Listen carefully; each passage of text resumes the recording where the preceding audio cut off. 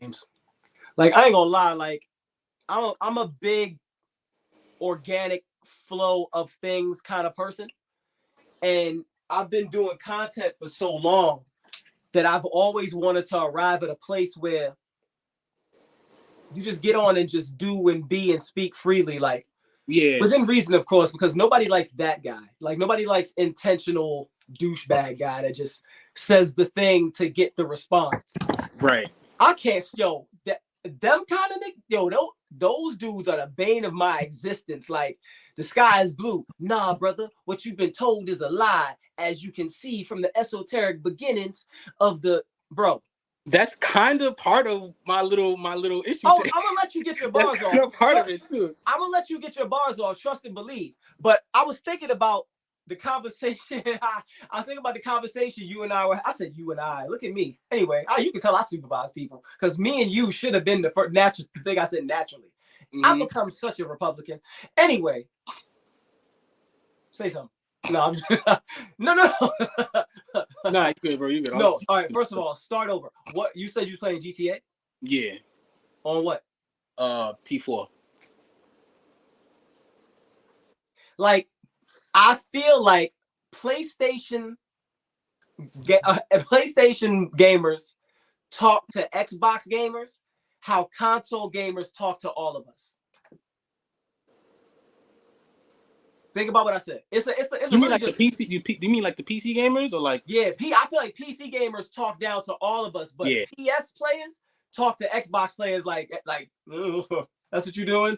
Like, I remember my engineer, the guy I go to record with and shit. It's like, and it's a home setup, but he's like a DJ, so everything is literally like, you know what I'm saying, all his technology shit. So I go over there. One of the first maybe 1 or 2 times I go over there, he's just like, he got mad at the old PS2 games and old Xbox games, and I'm going crazy. He got Guitar Hero and San Andreas and all that. He's just like, yeah, but I play everything from the joint, from the PC. And I'm just like, huh? And he started breaking it down. He literally pulled the joint up, pulled up Midnight Club 3. I'm just like, he was like, yeah, bro, I don't even need the console anymore. I'm not getting the P5. I was like, oh, my bad, bro. Like, I got it. see, but that's different. That's different.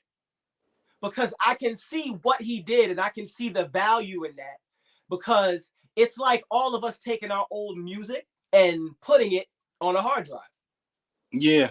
That's basically what he did. And I can respect that. I can respect that all day.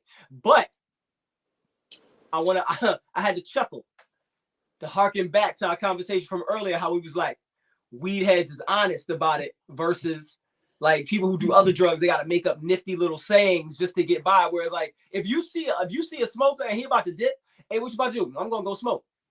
If you see cokeheads skulk off because they never just confidently peel off. Yeah, they gotta go. Cokeheads always gotta look like what they're doing is so covert because in their mind it is.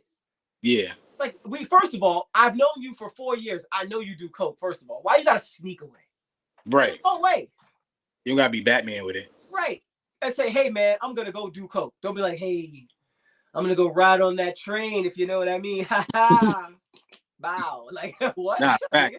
Anyway, but in the honesty and transparency of weed heads, I thought about 2001. I'm gonna take you. Don't tell me what grade you was in. I will punch you in your chest. I'm just telling you. And I know you'll hit me back, and I'm cool. But just know, any comment about how old you were in 2001 will yield you an obligatory punch in the chest from an older person to a younger person. But now my curiosity's got me in trouble. How old were you in 2001? 2001, that was 9/11. I was in 4th grade. I will punch you. No, I'm lying. That was like towards the end of 4th grade. But I had either way, your 10-year-old chest could have got real quick. But in the transparency of weed heads, right? 2001, I was living in Detroit on a whim because that's who I was when I was younger. I was very much a vagabond. And I didn't even do the very much a vagabond for alliteration's sake. That's just what I had. Mm-hmm. So in saying that, my man one day, we was chilling one night. in all truthfulness, rolling off ecstasy. And I said, yo, bro, what you doing this summer? He's like, I live here, da da da da. You should come stay with me. So you just thinking, it's ecstasy talk. It's 2001. I'm 23. I don't care if y'all know that because I'm grown now and I pay taxes. Anyway, right. So he's like, yo, you should come stay with me. So, you know, the night goes through, it wears off in the morning. He was like, hey, I was serious. You should come stay with me this summer. Fast forward to me living in Detroit from May 2001 to November 2001. Okay. And I want to tell you, first of all, it was a very rapid descent into an addiction that led me to understand who I was as a person. Mm-hmm. I knew in that moment I was never that person to do something moderately. Right. So okay. I'm living in Detroit. That's a sidebar.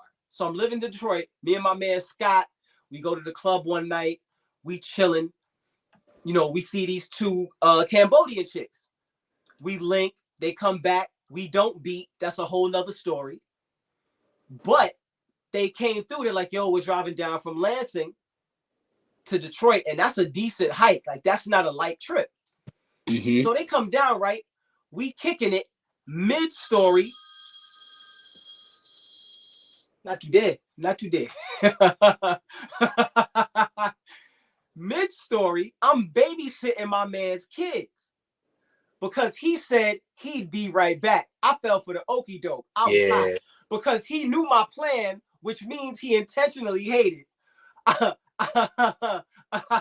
I'm yo, I'm laughing because I'm gonna tell you about the mid part later too, because it's foul. I'm so mad. Anyway, he ditched his kids on me. The chicks came through. We you know what I'm saying? We puffing, we chilling, we talking. It's whatever. Nothing, like I said, nothing goes down. So they're about to leave. They go, hey, can we have the roaches for the ride home?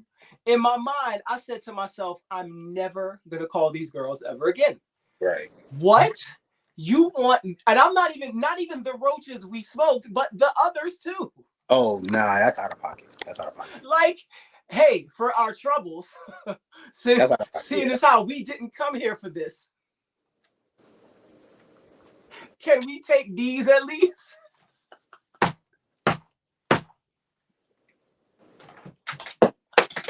Now, my man Scotty had one of the funniest voices to me because his face did not match his voice.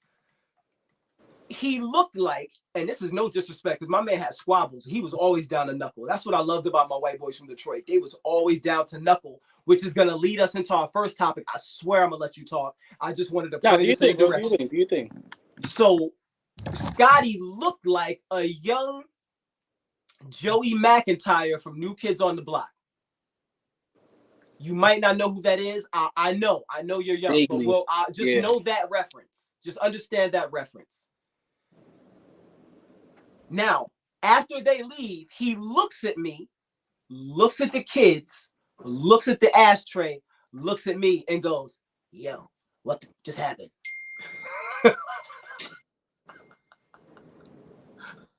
20 minutes later, homeboy comes and picks up his kids.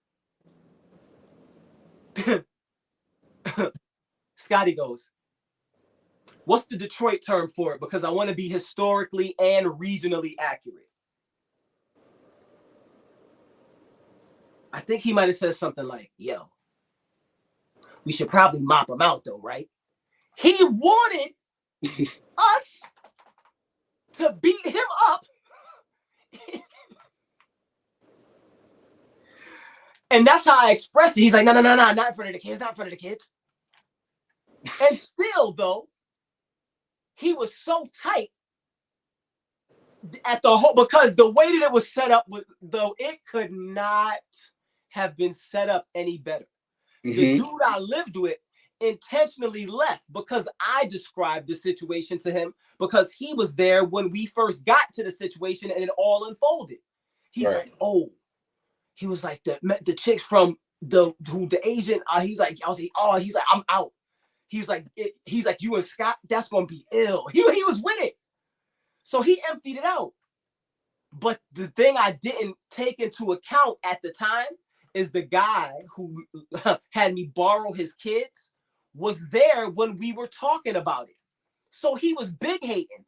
He lived upstairs with his girl, so he never could go nowhere. Every place he went, his moves was clocked. He was a house nigga for real, because his girl was white. I said house nigga, and I meant it. He was always in the house with kids. She worked with me because she got me the job at this call center. So, in saying that, they wanted roaches for the ride. Detroit, I want to stay there because I have a question for you about Eminem.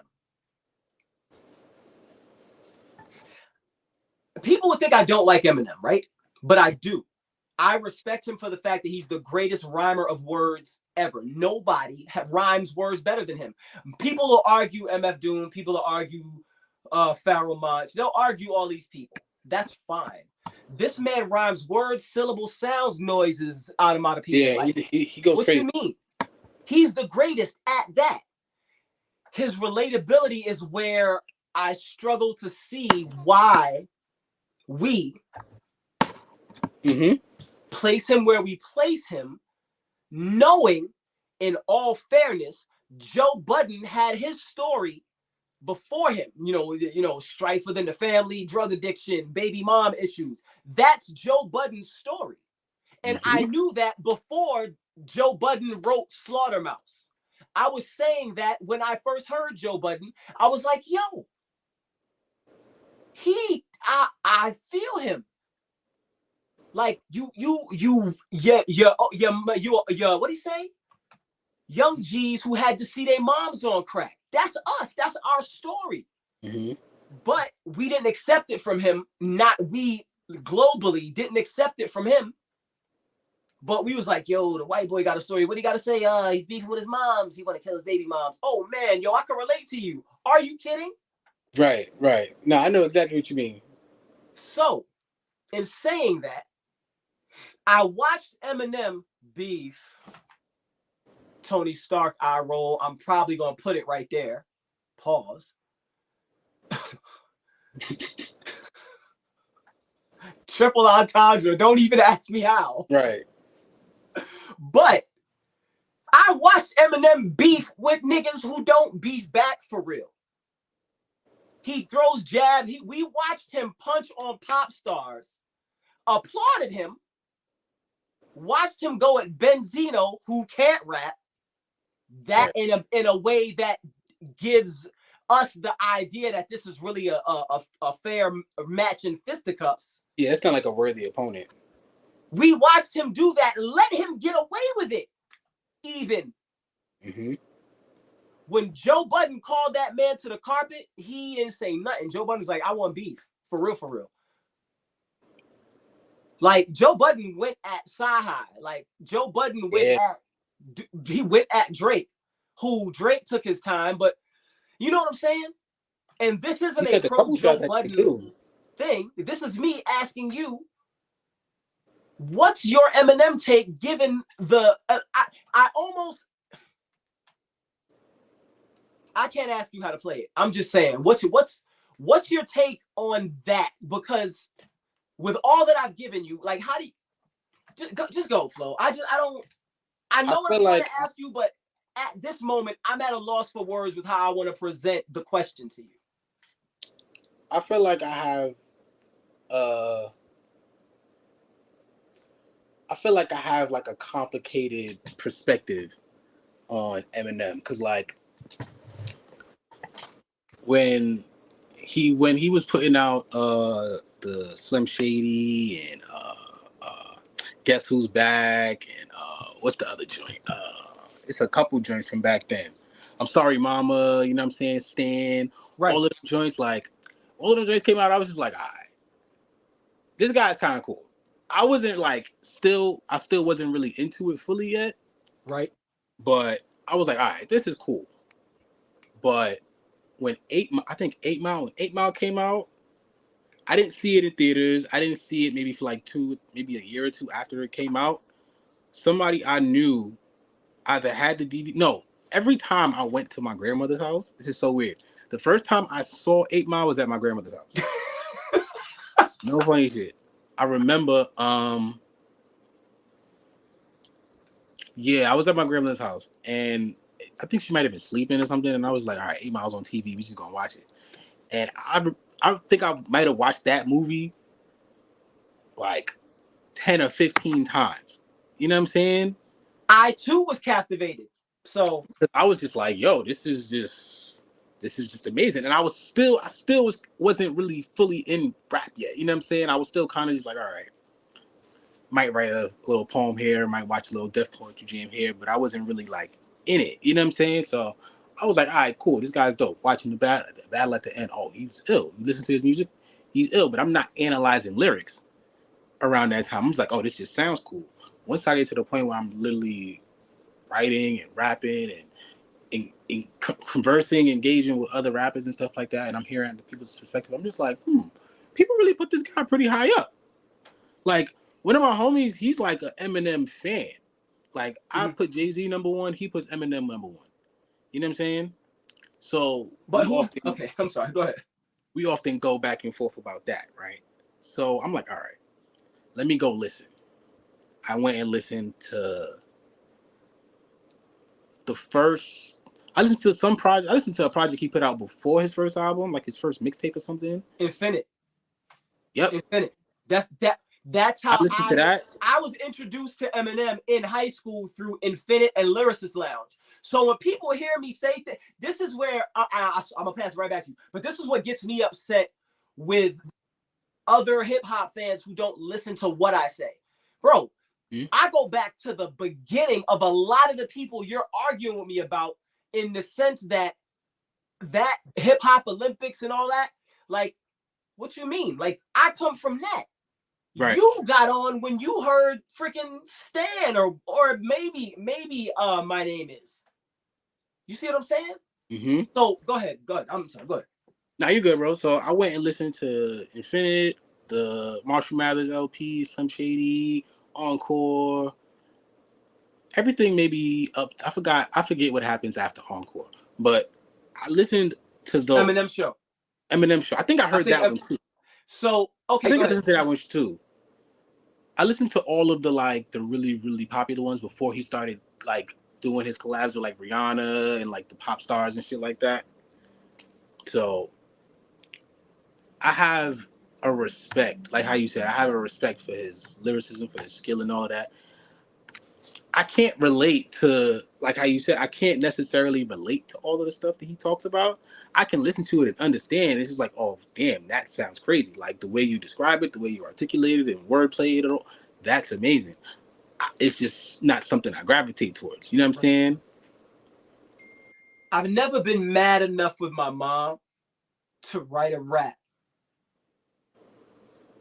basically defaming her character publicly. But this is the weird part. Yeah.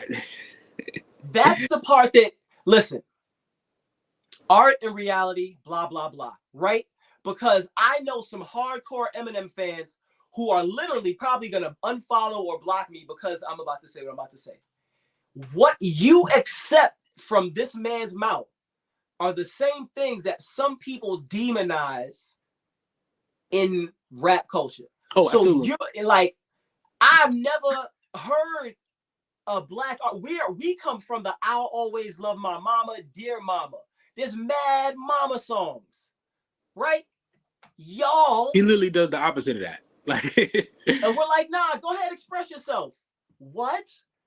But I almost feel like we're watching it like we're taking a peek into the other side of life's life. Mm-hmm. Like we're it's almost like why do you feel that way? Oh, she's addicted to drugs. Well, so like why are you still mad? Like and that was never really made clear. Right. In his music, all we know is he didn't like her. She popped pills. Okay. She put you on the bad situation because of the addiction. A lot of us have been there. Right. Still not with why you're mad. Oh, you got beat up. You were bullied. Hey, middle school for a lot of us. I'm still not with you. You see what I'm saying? Right. And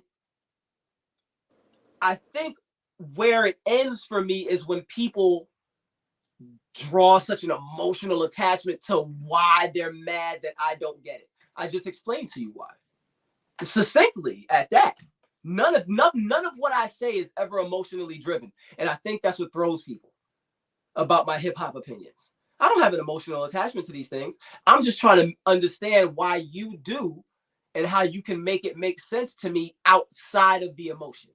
Right. If you could please take the emotion out of what you're saying and let's just have a practical conversation about this thing that we're both emotional about.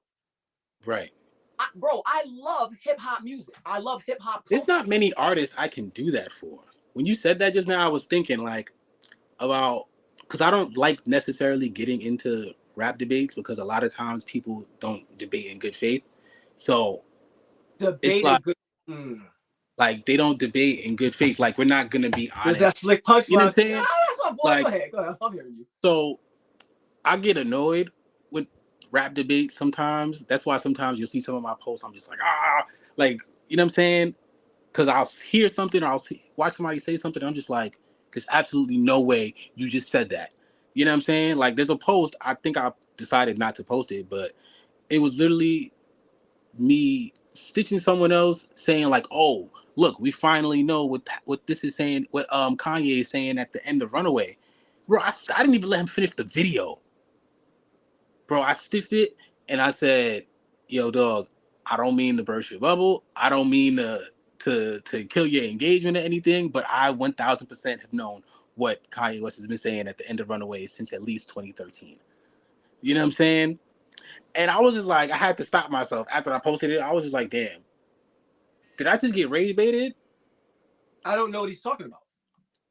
Is he Runaway. talking? Yeah, he's talking. Yeah. He's literally just repeating the hook, but freestyling it. And as it gets closer to the end of the song, the distortion fades away. So when you listen, it sounds like someone's playing a guitar. It's like, oh no, I know he's vocalizing in some form. I do know that. Yeah, it's literally just the hook.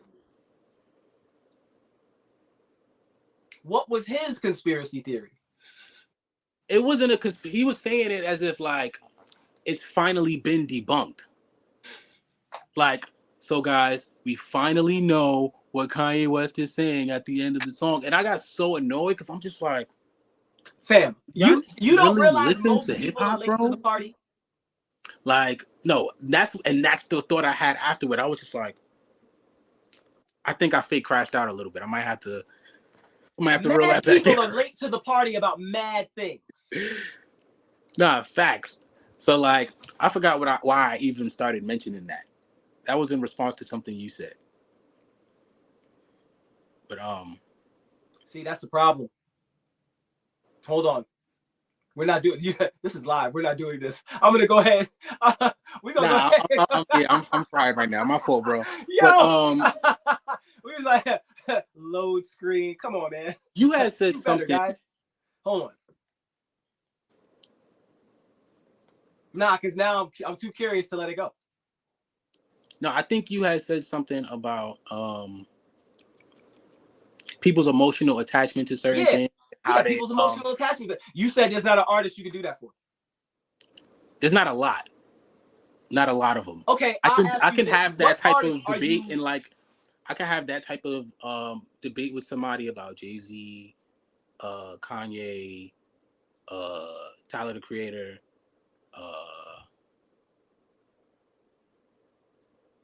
I probably have to think about a few more that like I could really like, no, I'm sticking my flag in the sand for this person. Like those are my three. And like old Kanye. So I kind of do that for people because I speak from a mindset of someone who's always been underrated, right? I never went and I would just do things to get props versus going to take my props. Like I'm gonna go over there and take my props. I would be right here getting my props for being good at rapping you would notice that there are people deciding to come where I'm at. You would eventually get over there, and you just now knowing that I could rap, but they been knew. That's why they came over here instead of going over there. But because you're loud and you create the most noise and you generate the most crowd, it looks as though you're gifted. And you're not. I see where you're going. Mm-hmm. And the reason in those days I was so confident is you could hand me a newspaper and start pointing at words, and I'm taking from the da-da-da. Oh, a matter of fact, I'd rather have the Daily Post at the and somebody drop a Daily Post. Da-da-da-da-da. Like, and that's how I used to be able to freestyle. Can I do that anymore? Nope, not that in shape. I'm in penman shape. I just made that up, and I feel sad that it was that corny once I said it. Anyway, no, that's not bad though. That's not bad though. But now I'm gonna make it a real phrase because I'm in penman shape. If you give me a beat that I absolutely love, I am going to punch your melon off for however long that beat is. However, if I hear a beat and I immediately get a concept, if you give me a day and a half, that will, and I'm talking about, bro, I did this the other day. I wrote something called Gemini Man because I'm a Gemini. But I started thinking about all the historic Geminis who are famous, and I weaved it in. And the reason I weaved it in is because me and my girl was having a conversation. And I said, I know you don't get excited to hear my rapidy raps. I know you'd rather hear concepts because women don't care about rapidy raps, bro. They want to know something about you or a thing, right? Yeah. So I read more of my concept stuff to her. But I wrote Gemini Man, and I was like, but you don't understand, Clara. I'm going to say her name, Clara. I said, what you don't understand, Clara, is in everyone who raps, we understand that y'all don't care that we can rap, but we rap for the people who love rap because we like to let them know that those people still exist, and I'm rapping for you. I'm rapping so I want you to rap back to me. Rap. Let's rap. Yeah. But I also know that I feel like, bro, I ain't gonna lie. Some of my message raps, I have some stuff to say that people could really relate to. But that's what I'm afraid of, because now I gotta polish it more.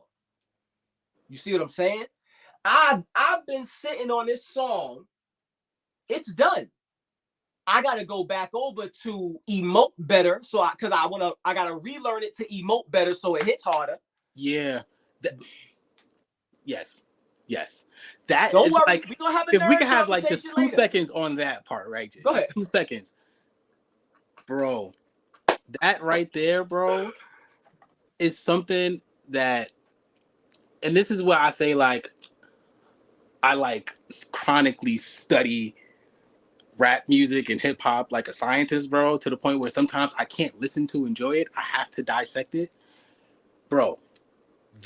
What you said right there is literally the difference I notice when I'm listening to my raps, and then I go listen to one of my favorite artists, and I'm just like, damn, like, what is missing? And I realize I rap like this.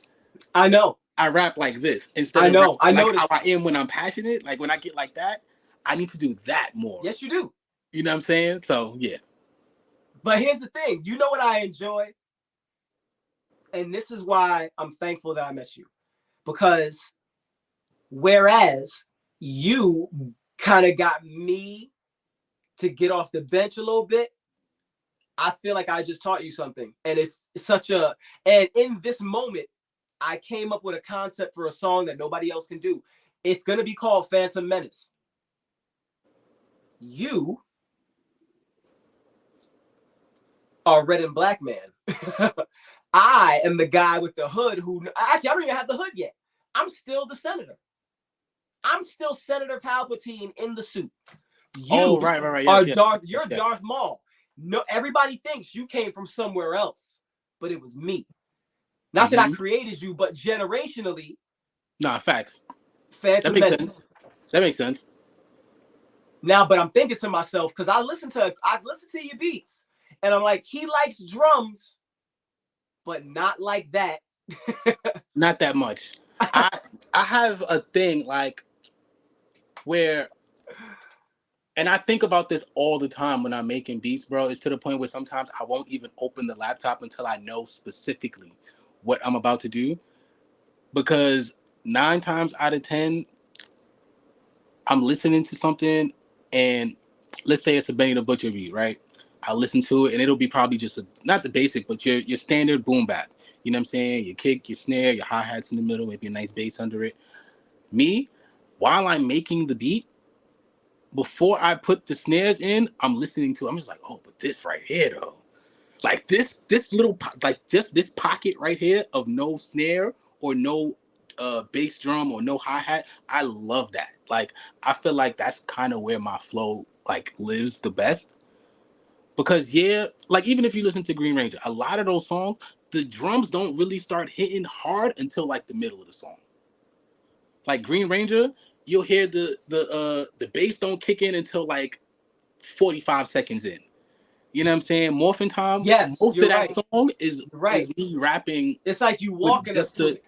yeah. That's another Kanye thing too. From Shut Up. Kanye did that same I thing don't even know what you're on referring Goodness to. Gracious. Blood on the Leaves. You know what? When because He the beat did. starts, and then the trumpet just comes, and then it's on. But it just overtakes you. What you're saying, like when you drop, and I notice in Green Ranger, it's like you're walking us to that. You're right. There's no. Oh, I just noticed that. There's no. Like my beats don't like, and I try to adapt to doing this more, but my beats almost never start like aggressively.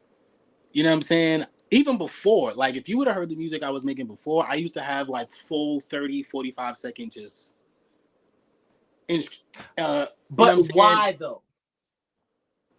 I honestly, I'm trying to remember where exactly I pulled inspiration to do that from, because I listen to so much rap. But like, I don't know, bro. It's really the way I write sometimes. Like when I get a beat or I get an idea, a lot of the times I have the beat first. Like almost 90% of the time I have the beat first. You know what I'm saying? So I'll listen to the beat, and once I get those first couple lines, it's just like, oh, now we're going somewhere. This is the start. Like, you know what I'm saying? And the best analogy I've ever came up with to describe this, I think I told somebody this once before a couple years ago. The way I like to rap, the first 4 to 8 bars is me just displaying the weapon. Like you ever like when you watch the old Batman movies when he's fighting everybody, he'll knock everybody out 1, 2, 3, and then you get the one dude who comes with the nunchucks and he get like a 10-second nunchuck thing. Mm-hmm. That's literally me every time I start a verse. I'm just like, no, you have to know what this weapon is. Like you have to see what this weapon can do. You know what I'm saying? But I call it a. You know why you're here? Huh? You know why you came here? That's what I call it. My first, like I jump it off like that. You know exactly why you're here. Matter of fact, hold up. Let me see if I mean that. So here's hold on.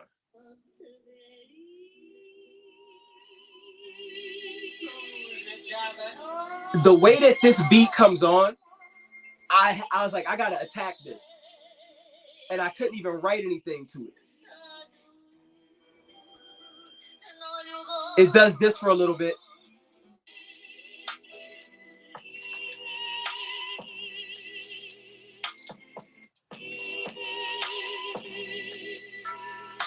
I don't have them. I don't. Okay, the double time flow, I can do it, but to do it how I like to hear it takes me to be in a little better shape. I don't like when people do it choppy. And what I mean by choppy is they leave space at the beginning of the line. Instead of just being like, they go, like don't if you're gonna double time flow, you really gotta have that breathing discipline and understand. You know what I'm saying? Like if you don't do a disservice to bounce flow. So I'll hear a beat like that, and I'll be like, I love the way that beat sounds, but I can't do that. But I want to, so let me listen to. You know what I'm saying? I'm a beat ruminator. Like I'll hear a beat and I'm like, no, I that beat's hard. I have to write something to that. Yeah. But then you got the aggressive drum type beat. I love drums.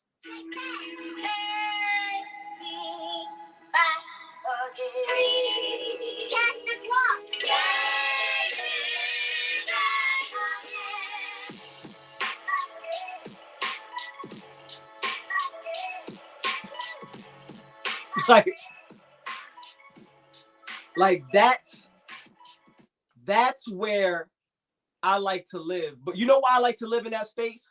Because it's something you lyrically broke me down, and then I was like, yo, I went back to what I was writing, and I was like, I do write like that. But it leaves me room to do that, because here's where I'm about to pass it to you and your gripes. But I like to play in that freeway lane, because I'm going to say that that's where it originated. But actually, Prodigy did it too. So you have Freeway Prodigy, who did the 1 2 2 1 1 2, like the rhyme scheme. Like if you start here, your next rhyme is going to be on the fourth bar. The middle two are going to rhyme with each other. But those middle two will have to do with what came from it and where it's going. Because I love double entendres, bro. I spent my mid-20s to 30s in a thesaurus. Just cuz. I remember when I first learned what an entendre was. And I think for the concept to fully make sense, it took a few years. Like, my older brother, he's 8 years older than me. When Diamonds Are Forever came out, right? Now, remember the last time I told you I used to be like just randomly reciting Jay-Z lyrics because I would hear them all the time. So, and then even when I went to school, I pretended like those were my lyrics, and they was just like, nigga, you know that's not you. So when Diamonds Are Forever came out, I was already a Kanye fan. I was bumping that album crazy. So when the remix dropped, I'm listening to it. I'm just like, oh my God, they got Jay-Z on it. So I listened, and I'm just like, I think I was probably walking with my brother somewhere, or we were probably in the car or something. Like the song was playing somewhere, and I'm reciting the lyrics, and he's just like, "Do you know what that means? Like, do you know what he's saying?" I'll never forget this day. I don't remember exactly where I was standing, where he was at, but I'll never forget this day. He looked at me, he said, "You know what was happening right now? What he's saying?" And I'm just like, "Not necessarily. I just know it sounds cool. Some of the things make sense. Like, oh, he said diamond and this is like Rockefeller to diamond." I was like, I get that makes sense, but I don't know what an entendre is. So all I really know is things rhyming. And oh, that reminds me of this. I don't know that you're doing that intentionally. You know what I'm saying? So he breaks down the whole. Oh, yo, you finding things out in a childlike way is hilarious to me. Go ahead, Doug. So he's breaking down the how could you fall to when you're the Rock of Gibraltar? I had to get off the boat so I could walk on water. I knew the walk on water thing because I was in church. So I was just like, oh, that's a reference to Jesus. Oh, I got that. Then he starts adding all the other context because he was in church too, but of course, he's older, so he had a deeper understanding. So he's just like, yeah, the Rock of Gibraltar is this, and And then he said Shirley Bassey, he's like, Shirley Bassey is the lady that's singing. And I'm just like, mind blown, bro. I'm just like, what are you saying to me right now, bro? What words are you using in my ears? Like what? And I think I might have got a little annoyed. Because I'm just like, damn, you almost ruined it for me. But now I'm curious to know what the deeper meanings are. Right? So it still hasn't really kicked in yet. When I joined the step team, I started hanging out with my homie Suede. I call him Suede. We both Jay-Z fans. He put me on to. He's the one who really got me like to open up my rhyme book and start writing things down again. Because he had a rhyme book. He was the first person I knew in real life that had a rhyme book. You know what I'm saying? So, and he was like 2 years younger than me, 3 years younger than me. No, I'm lying. He was like a year, maybe 2 years max. So he's probably turning 30 this year. You know what I'm saying? I gotta hit him up. He probably just turned 30. I gotta hit him up. Freaking, he would let me read his rhymes. He would let me read his rhyme book. Right? That was really my dog. Like, he would let me read his rhyme book before I started rapping. So I'm just like, yo, this is tough. And he would read them to me. He'll rap them to me. I was like, damn, this is tough. I'm still not really rapping yet. I'm still kind of doing my little thing, poetry on the side, whatever. We both fans of Jay-Z though. So I remember American Gangster came out. Right? And I'm listening to the album, of course. One day I go over to his crib, and because we were such church heads, we would literally like watch gospel videos in the car. His mom had the expedition with the TVs, so they would put the Fred Hammond DVDs on in the car. We would watch those. When we got to the crib, it's like, all right, we're gonna watch some rap, like we're gonna watch some hip hop. You know what I'm saying? While mom's is cooking, we're gonna watch some hip hop. So we in there listening, and he's just like, yo, bro, do you understand how crazy Jay-Z is? And I'm just like, yeah, bro, he's my favorite. He's just like, nah, bro, do you know what he's saying? And he starts breaking down certain lyrics, and I'm just like, what?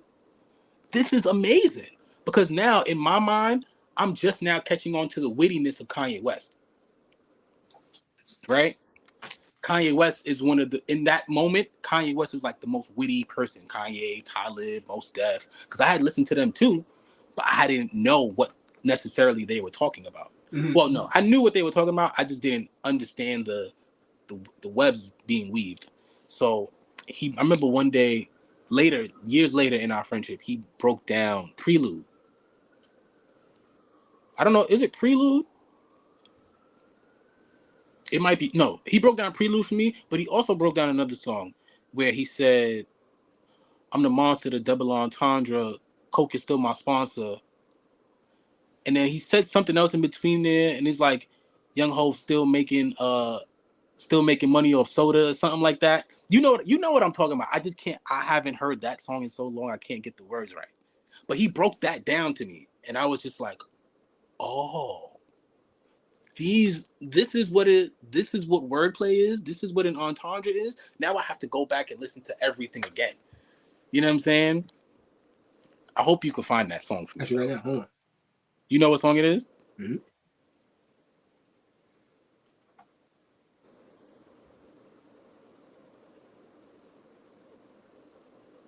Oh, come on. I know exactly how I'm gonna find it. I'm going about it the wrong way.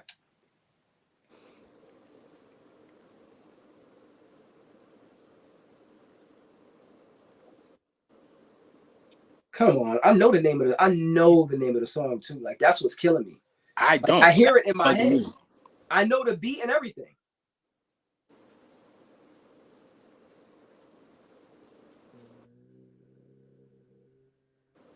Damn, I can't even remember how the cadence of the bars go. Like I'm telling you. Some of the words.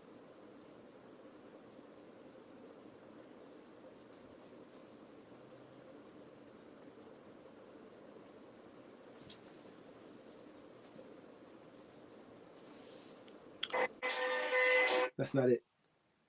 Nah, I don't even know if it's on American Gangster. It might be on. I feel like it is. It's not on Kingdom Come.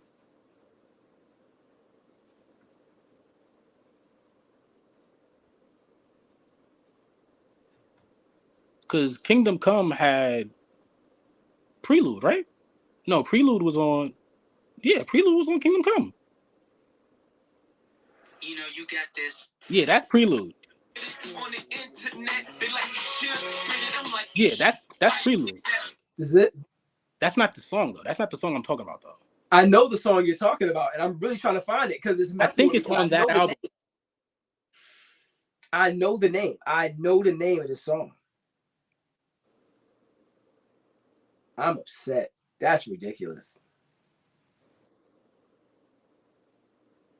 But before I lose my my train of thought. But go ahead. You keep talking. I'm gonna find it.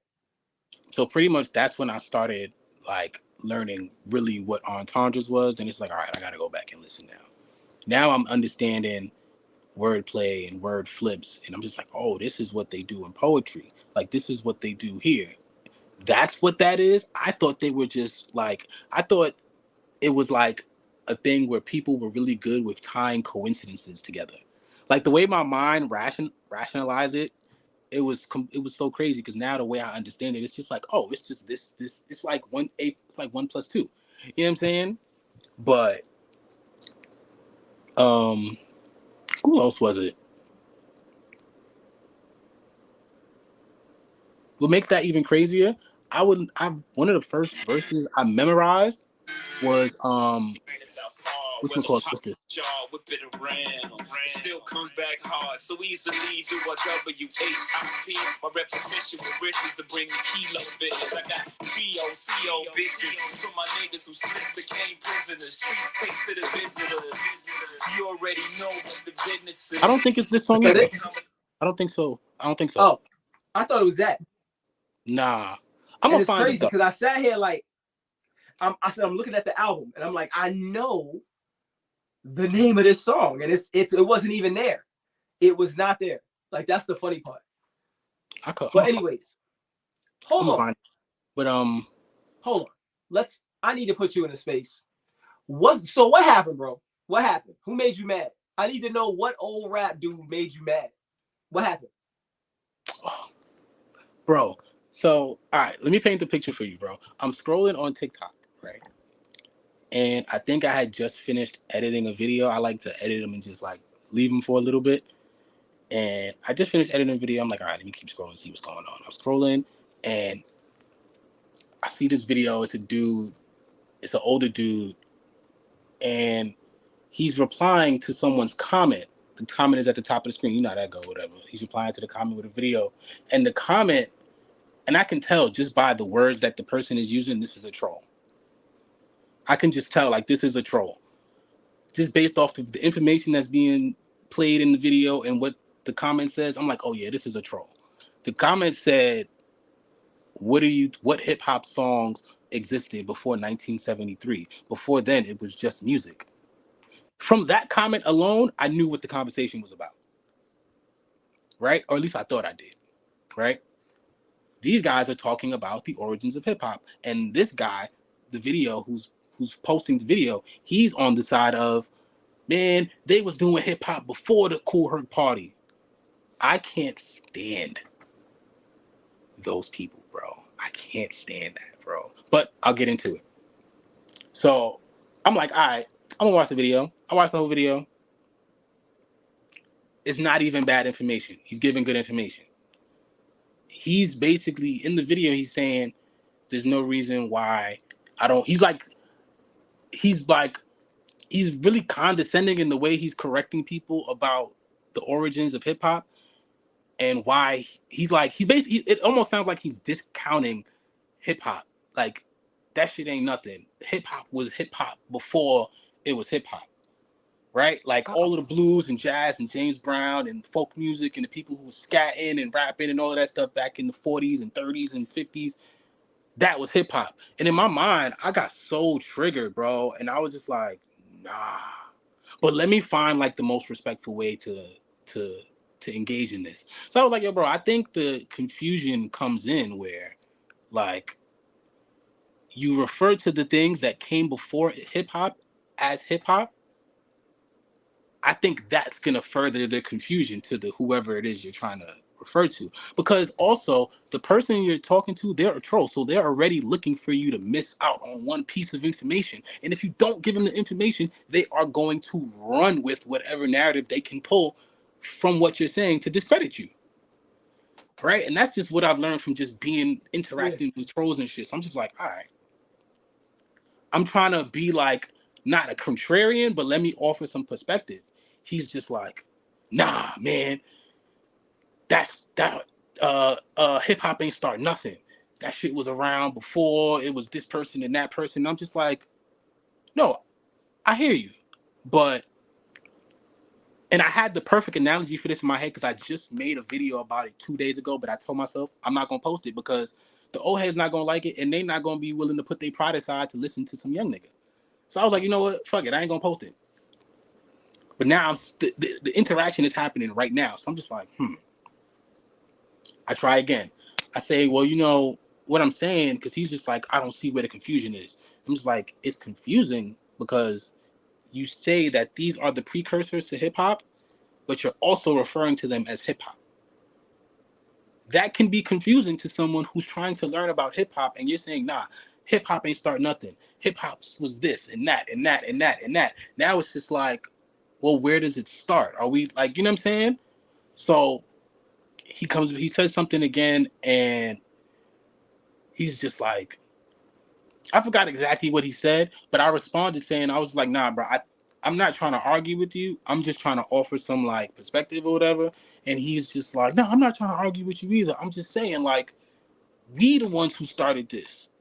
But hip hop wasn't called. He's like, I think he's completely missing my point, right? Long story short, he's missing my point. But I wasn't really tripping on it because I was like, all right, I was about to walk away from the conversation anyway. So another random person jumps in, and this is where I learned what the conversation was really about, and this is where I got tight. Another person jumps in, and they're just like, man, that shit was started by Black Americans, not by no immigrants, not by no this, that, and the third. And I'm just like, whoa. Me and the gentleman here I don't know what you're talking about, right? Because I didn't say it like that. I'm just like, yo, bro, I never said any of those things. I don't know what I've never said anything contrary to what you're saying. So I don't know what your beef with me is. And he's just like, nah, it does matter. Are you even Black? Now I'm mad. Because not mad, but now I'm frustrated because you're smart enough to be on TikTok. You're smart enough to reply to comments and shit, but you're not smart enough to click on my profile and look at the face. The face that's in TikTok is this. Me looking at a microphone. You can't just click on the profile and see me 530 times looking at the same way I'm looking into this screen right now with this. I mean, on certain days, you do present as Dominican to me. You know what I'm saying? So I'm just like, all right, whatever. So I'm just like, yes, I am Black American. Have you checked my profile? And what you're referring to has nothing to do with what I'm saying. I'm not debating that. I'm referring to something completely different. He's like, nah, man, it's a diaspora war going on right now. The Jamaicans, the Puerto Ricans, the this, that, and the third, and da da da da da. But it's interesting because these are all of the things I spoke on in the video. And I was saying, like, everybody trying to plant their flag in hip hop for their country, nigga, this ain't the Olympics. Like, y'all niggas look crazy with this divide and conquer shit. So I'm just like, you know what? I said to him, I was like, oh, you are definitely looking for a back and forth. And that's not what I'm here for. Still very high road, very peaceful.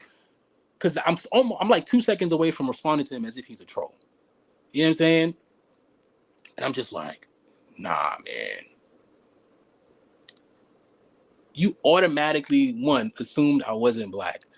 Now you talking down to me as if I don't know the context of what we're talking about. And all I'm saying is you're debating with the people of other countries and other cultures about the origins of hip hop and everybody's contribution and saying fuck that shit started by Black people in the 30s and the 40s and 50s. That's all well and good. Hip hop, what I used in the video, I said hip hop is the infinity gauntlet, but hip hop is also 5 elements. You cannot have this specific hip hop infinity gauntlet without each infinity stone. Rapping, DJing, graffiti, breakdancing, knowledge. You know what I'm saying? You can like, so I got a little frustrated. So when I made my video, I feel like I came up with a better analogy. I said, if hip hop is a dish, you cannot call the ingredients hip hop. Like if this is a cake, that's the best one. This is sugar. This is butter. This is flour, this is eggs. You know what I'm saying? These are the ingredients that make a cake. We're not discrediting the ingredients because you won't have the cake without the ingredients. Right. But you can't retroactively call this hip hop.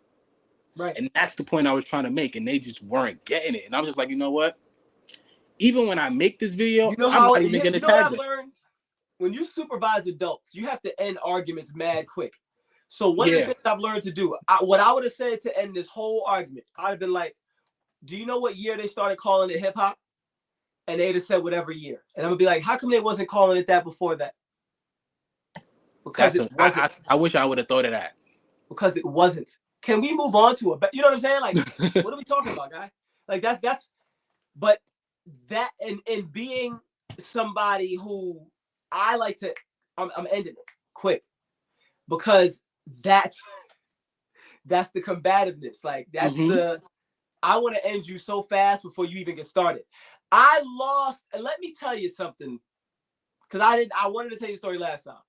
So it's still living in Detroit, which is the story. It's weird that I even thought of that. And my feet are wide, always, every time. I know I'm sitting right here and I always kick it. There was this guy named Jeff Tackett. He always wanted to battle. He couldn't really rap. He wasn't a rapper for real. He would just say words that rhyme with such conviction. I remember one time I lost a rap battle to him because I was just tired of rapping. And he said a line that it just happened to be funny. And he was like, and you know, it don't get no better because my girl drives a this and your girl drives a Beretta. And for some reason, everybody went crazy. Yeah, everybody was mad. I'm so glad this is over. I got tired of actually saying good raps to you. Like, nah, for real, bro. Yo, it was the worst. He just would not stop rapping. Nah, facts. But like, what? On a greater level, I want to change directions altogether because I wanted to ask you a question. Hold on, real quick. This is my last thing with the old head thing. What annoyed me more than anything was that, like, damn, we can't even have no type of hip hop forum, no type of discussion between the generations. And now I understand why them young niggas don't want to listen to me or anyone my age, because look at how y'all treat us. And I'm not even trying to beef with you. I'm agreeing with 99.9 of what you're saying. I'm just saying, hey, maybe we could probably get to a better outcome if we say it this way. But here's what they fear the most. People fear extinction more than anything. Yeah. Right? Yeah. So for me, I don't know if I did this intentionally or it was just like my desire to create things that will last as long as wherever I put them. Because I almost died when my daughter was 9, I have 2 hard drives of like just old content that I did, old music that I recorded, and it says, if you're looking for me. That's what it says on the back. And it may seem morbid to some, but when the story dies, the person dies. And one thing that I find unfortunate is that my grandfather was a pretty cool dude. But his story may die with me because my daughter don't care like that because there's no connection. I can say, yo, your grandfather was a jazz flautist or flutist. It's flautist. He was a jazz flautist. He was real good. And also did mad cocaine. Like, I don't have a lot to tell other than he had these velveteen horses that he would never let me touch. But in saying that, when my daughter tells my story and the other people who I've happened to impact in throughout my life tell my story, like, I have almost a guarantee that my story will last another generation or 2. And that's all you can really hope for. Yeah, for real, for real. And when people start talking about legacy, I think they forget that part. Because when they say legacy, they mean tangible things. They mean things, structures you can see. The guy who built the guy who built the Twin Towers had no anticipation that it would one day be leveled to the ground. Right. He didn't think that. He was building a monument to whatever, thinking it would last forever. Because that's what most people do when they build tangible monuments in other people's names. But when you build something in your name, your story that goes with that, that's what's going to carry. That's what the legacy is going to be. It's going to be in the behaviors of the people that come after you. Where did you learn that? Why do you behave that way? Why do you say that the way you say that? Why do you think the way you think? Oh, that comes from my dad, which came from his mom and his dad. Let me tell you about him. The story don't die. The story don't die. And when you wake up thinking about that every day, because there's definitely something I wanted to say to you before we get into this next topic. I wonder to myself if you think about yourself that way. Because you're such a gifted young man. Sometimes, like when you said that, it made me think about, as soon as you said that, I looked over to the left. To the right. This is my right. These aren't necessarily rhyme books, but these are like, if I can go back, which one is the oldest one?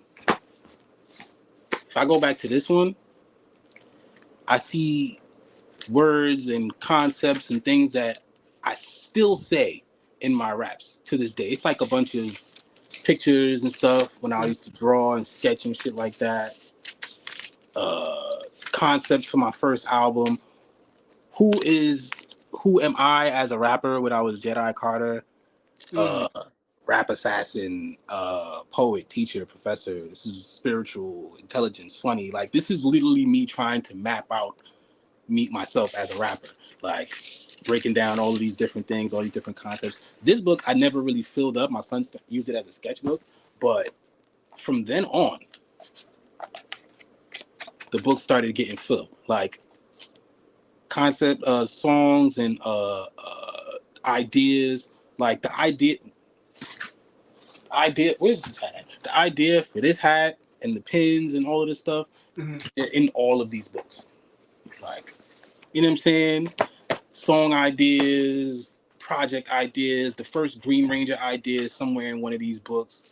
You know what I'm saying? Like, because this is what I was getting. It's literally the same kind of what you were talking about. Not in the sense of like my content, but just like, if you want to know about Flo and who he was, you'll get a very, very good idea looking through these books. It's vague, but if you're willing to look and, you know what I'm saying, piece the dots together to like the music and shit. Because when I was on my story the other day, when I was just really feeling how I was feeling, like, I've always felt like nobody writes raps better than me. And when I sat back and I thought about that, and I thought about your project, and I'm like, I wonder if he understands that he's the only one who could have done this concept like this. Nobody could have done that. You're the only person who was qualified enough to do that concept. So, and the reason I thought about that is because you were talking about lyrical breakdown. And when I think about a lot of the things that I say in my braggy raps, I'm making the same point over and over. You don't do this better than me. Let me show you why. Let me tell you how long I've been doing this. Let me tell you why I've earned the right to talk down to you the way I'm talking down to you in these raps. Yeah. And until you prove me wrong, until you write something towards me that makes me not able to write back, I'm going to always feel like that.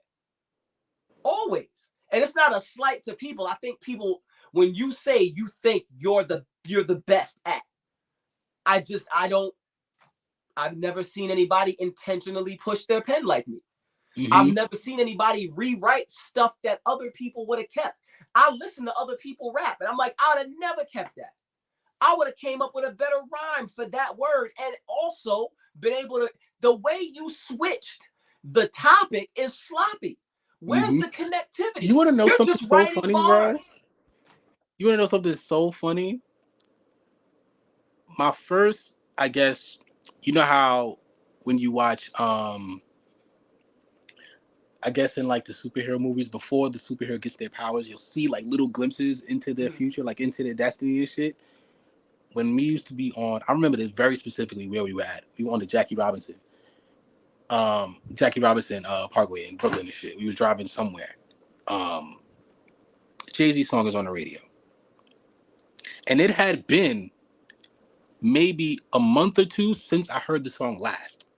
And the last time I heard the song, I didn't get all the lyrics memorized. So the song is in my head and I keep messing up a lyric. And after a while, I was just like, I think he's saying this. It would make sense if he said this, right? So now I'm piecing together like 3 or 4 bars of a Jay-Z verse that I couldn't remember. And then when I hear it, I'm just like, whoa, that's not what he said. That sounds, why wouldn't you say that? But I don't even realize what that is until later on in life when I'm actually writing and I'm just like, that's what I was doing in the car. I was perfecting a verse. You know what I'm saying? I was sitting there thinking like, oh, critiquing a verse. If this was me, I would have done this. Mm-hmm. But really, at the time, it was just, I can't remember what Jay-Z said. So I'm going to try to make it make sense. You know what I'm saying? Word. That was interesting. Like, even when I write, like, that's why I write the way I write. I make sure you hear every word because I don't want you to miss the punch because you didn't hear the setup. Like, I will rewrite words to make sure they don't sound like other things so you don't misunderstand. Like, I mean, even as simple as just transitional words, I make sure they make sense. If I have to, like, hold on, let me give an example just because. I know exactly what you mean. Hold on, I got you right now. Like, I will write out the way the word is supposed to sound versus the words. I have an example here because I just did it. But do you understand what I'm saying? Like, I will write. Oh.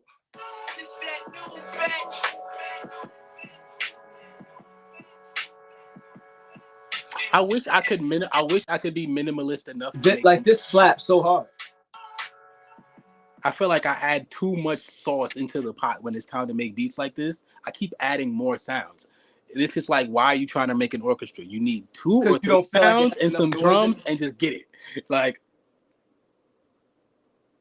you don't feel like it's not enough noises. Like, what you mean? It's plenty of noises. It's all the noises you need. I can't find what I'm talking about. But when I write, like, I know what you mean though. Say that, but like, I make sure my words are succinct because by the time you get to that punch, I want you to be like, hey, yo, okay, I want that. I'm like, because he said that up there. I didn't know he was going to keep taking. I want you to have that.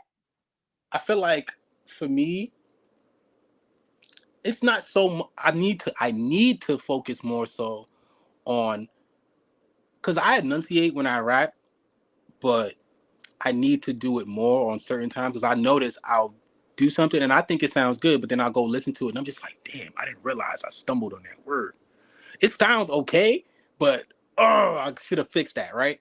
So what I do sometimes, because I'm so always focused on not wasting a line, like a lot of times, like I'll have my setup like in Lamborghini Dreams.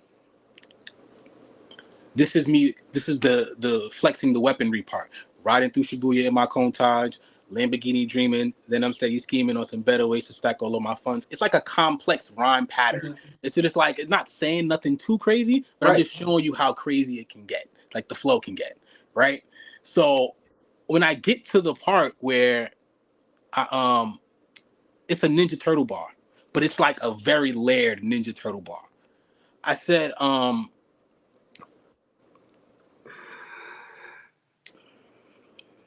okay, you a novice with the flow. I'm the aficionado, right? Capping for the camera, just like Leonardo.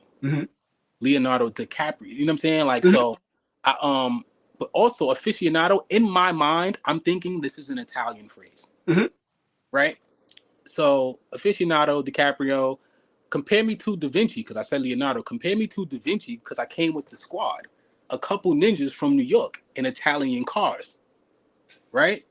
Because I remember the Ninja Turtles were named after Italian painters, but this song is about an Italian car. You know what I'm saying? So I'm just referencing me and my friends It could be 3 or 4 of us in Right. our Italian cars. They could probably be different colors, like Yeah. we are the Ninja Turtles. You know Right. what I'm saying? So I like to do stuff like that, where it's just like, if you didn't catch the setup in the first line, it's gonna Time I hit get you here, you're in not the gonna be head there. by the time you get to the 4th one. You're not gonna Then be it's just there. like, and then even then, I think even then the first line of the next 4 bars, I reference Cowabunga, just so you know. It's But just you like, know whoa. what that involves, though? That involves us trusting our audience. One, to like us enough to want to listen to that long setup and appreciate it when it gets there, or understanding that they can't and writing. That's where the flexibility has to come in. Like, so yes, I do want you to understand that I'm slick. I want you to, but I realized the other day that there's different ways I do it, because on the one that I posted, like the freestyle that I posted, the one line where I said you better tighten up like a Faha do. Girls know that Faha's tighten things up. There you go. That punch was for y'all. Most dudes, if you You know don't what I'm know, saying? Like, you don't know. so yeah, you might Absolutely. not know all the stuff. I'm gonna get you right here though. Take that. But I've had to learn that, because there was one time, what I say, I did a whole rhyme scheme and I said, I think I'm about to switch the rhyme scheme because I'm done with that. Wily Kit, Wily Cat, Panthro Chitara, Snarf, Lion Nose Father, just so I could say Thundercat. It's worth it. I already did it. It's worth it. I did that. That's why I said it. Because I feel like, and this is where my nerdy side comes out, especially when I'm rapping. Once I'm like, oh wait, Thunder, I can reference Thundercat. So now I gotta do the whole lap now. We can't just go straight to Thundercat. No, now. Yeah. I have to go around the whole. Because that feels like lazy writing to us. And you know where I get that from? I get that from, of course, listening to a lot of Jay-Z, but when I started listening to battle rap, when I started watching battle rap, I watched a lot of Loaded Lux, and then I really started watching a lot of Daylight. So, Daylight is what did it for me. Like, quantum physics is what got me into that push your pen a little bit more. So quantum physics, and I say that because if I call him QP, then it's gonna be. I know what you mean. Yeah, gotcha. Quantum physics made me do that. Lux's Hot 97 freestyle made me do that. Lux's that freestyle makes my head hurt, bro. When I watch it, I'll be like, Flo, hear me when I say this. That Loaded Lux Hot 97 freestyle made me take 4 songs and absolutely delete them and start writing over. I had to. What did it for me? I watched, I think 3 or 4. I think I spent one. It was like a day or two where I watched every Daylight battle. I watched all of them because I was just like, nah, he's crazy. Like the way he sets up, and it's really, really intricate. It's almost too intricate, but you know what I'm saying. So I'm listening. I'm just like, damn.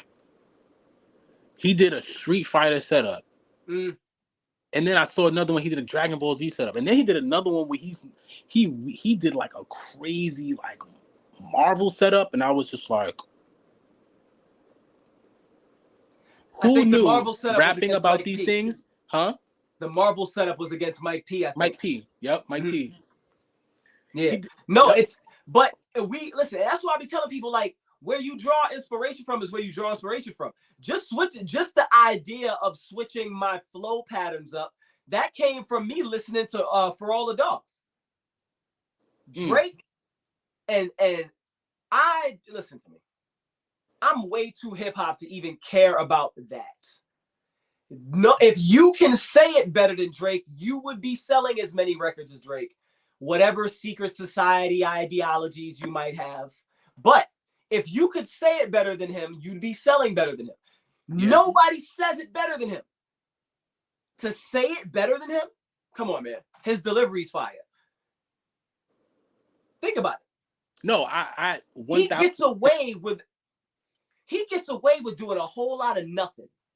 Because on what song is it where he he does the Leica thing like for 30 straight bars. It's on for all the dogs. I'm not gonna play it, but I'm gonna see what song it is. I think it might be Sean Wick. I'm not sure. Don't give me the line for I might just play it just to make the example. What I think what it is I like about Drake, and funny enough, it's one of the things I like about Jay-Z too. It's simply the arrogance in the raps. Like the audacity to say that. Hold on, real quick. Because he does this, he goes on like a run. Look, the most decorated, competition decimated. My job is dedicated, your job is designated. Niggas got you to the spot, and then you separated. Reasons for it speculated, we know how it escalated. Rarely celebrated, grade 11 educated. Radio was king again, Billboard got me regulated. Wanna make it fair for you, numbers that I generated. Do right and kill everything, people knew that death awaited. Taylor Swift, the only nigga that I ever rated. Only one to make me drop the album just a little later. Now, if you really think about everything he just said, he didn't drop not one punch.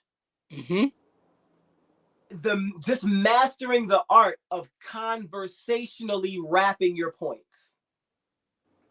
If you could do it like that, you would have done it. But you couldn't. So he did. Wherever he learned it, however he learned it, I don't care. He's doing it. You can't discredit somebody because he's too successful to unexplain. That's not fair to success. It's not fair to success. I like that. He's too successful. Well, what? Why? I don't know. Yeah. Old nigga. That's why. Yeah, pretty much. And two things, right? I think a lot of rappers do this. Not many, I guess maybe not every rapper is self-aware enough to do it and do it for themselves and try to pinpoint or understand where it is for them. But I think every rapper, and I use the word talisman because of Jackie Chan Adventures that used to come on Saturday cartoons, the WB and shit. It was basically. Look at the face I'm making. I'm waiting for you to see if you understand what I'm talking about. So there was a Jackie Chan based cartoon. It was Jackie Chan and his uncle, and they were always fighting. They were trying to collect all of these talismans, and every talisman gave you a different power. Every talisman represented like a year in the Chinese every year in the Chinese calendar. So it'd be like the monkey talisman, the snake talisman, the dragon talisman, the eagle talisman, and it'll give you a different power for each talisman you had. So every episode, it was like, damn, the nigga took the talisman again. We gotta go get it. Oh, they found another one. We gotta go get it. It was like Dragon Ball Z. It's like Dragon Balls. We gotta go find a Dragon Ball. So, but each talisman had a power. So I always think back on that when I'm talking about rap and I'm talking about like how people piece their style together. Every rapper, I don't care who you are. You have at least 3 talisman that you grabbed from another rapper. At least 3. For Drake, he has the arrogance. I'm gonna only name 3 if I can try to get to 3. He's definitely using the arrogance that Jay-Z has. The conversational flow rap style is Joe Budden. And his I'm only gonna do 2 for now because I probably have to think about it a little bit more. Yeah, no, now you've given me something to think about. I probably have to listen to him some more. But like for me, I go about it like I feel like I switch talismans. Because off no beat, no whatever, I'm gonna say this, I'm gonna set it up this way, it's gonna come out this way. A lot of times I'm trying to give off that first line impact that Jay-Z does sometimes. Like that who wanna bet us, that we don't touch let us. You know what I'm saying? Like, how can I give you a first line that punches you like that you have to listen to the whole verse? You know what I'm saying? So like, is that sometimes I'll try to do something that Lupe does, where like he he'll reference something and try to find as many ways to reference it as possible. Mm-hmm. Like, and I think I try not to use Lupe because Lupe for me is like he's like final boss, like in terms of overly complex lyrics. I gotta go. Now? I gotta go. Bye. Cause Wait, really? no, I'm just kidding. Okay. That was me having disdain for your Lupe take. That's how I start hip hop. That's how I start rap debates that people don't want to have. Oh no! I don't. You don't gotta debate it. It's just I've listened to so much Lupe. No, I get it, bro. Everybody's got that person for them. I feel just, you know what I'm saying? Every single time, you know what I'm saying? It's literally Royce the 5'9". Royce the 5'9" does that to me.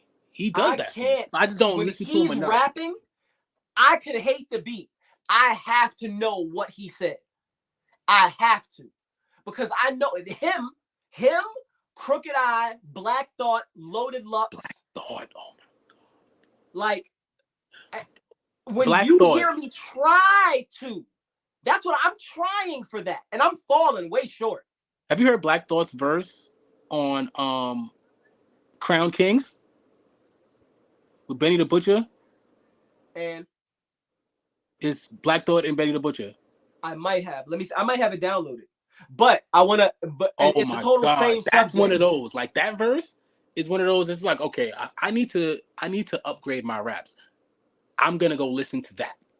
Because that's one of those where it's just like, it's complex enough, but it's not like brain shattering. You know what I'm saying? Right. Like Lupe, he be trying to destroy your synapses in your brain when he talks. He talks like he doesn't care what he's doing to your mental state. Yeah, and that's what I get from him. You know what I'm saying? So that's why I try to gravitate to the extensiveness of like his punchlines. Mm-hmm. Like Dumb It Down. Mm-hmm. You said I'm mouthless. Because you have to go the furthest way to know how far other people are willing to go. Because you know where you can take it. But I don't know how far you're willing to travel to get that message. So I'm going to leave it right here. If I see that you grabbed it and you didn't really, I'm going to take you a little further. And I'm going to stay right in that region. And I'm going to keep, you know what I'm saying? I don't get too crazy with the words. So in the last two things that I wrote, the first line in the other thing I just wrote was, what I say? This is strictly hip hop, and I'm a keep squeezing till the clip drop, then another clip drop, and another clip drop, looking like a scene from John Wick minus Keanu, looking like a